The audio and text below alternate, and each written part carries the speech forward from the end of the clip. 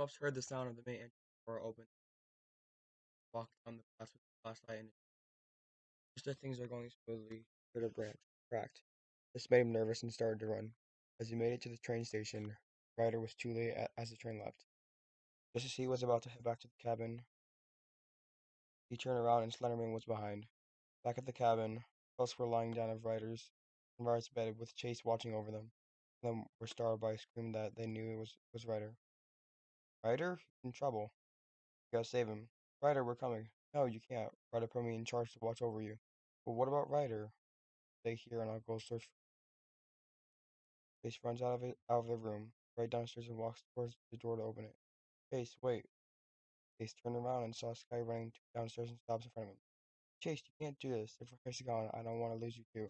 We don't want you to gone. I promise I'll come back with Ryder. I don't know if Ryder's still out there or if he's hiding. Keep this in mind.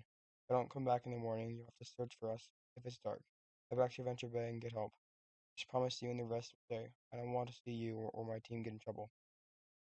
Chase runs out the door and into the forest, hopes of finding Ryder.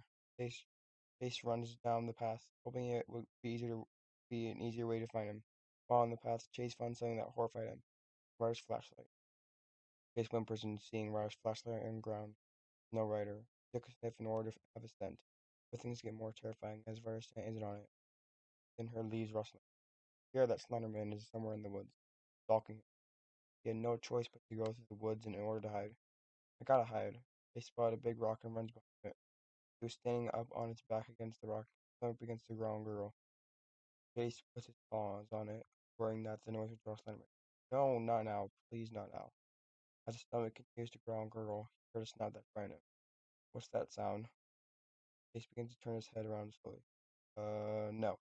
He completely turned his head around and saw him. Slenderman. Chase screamed, but it's revealed he was dreaming. He was lying on one of the beds in the cabin, sitting up. Whoa, what a horrible nightmare. He looked outside the window and Chase noticed it was still dark. He then looks away, thinking about what happened. Maybe it was the killer that gone bad. Chase then smells something downstairs. He gets out of bed and walks down to where the smell is coming from. It smells delicious.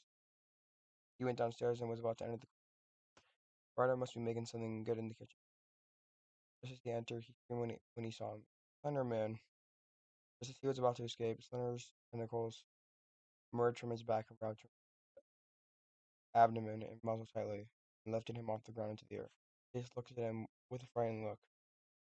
What do you want from me?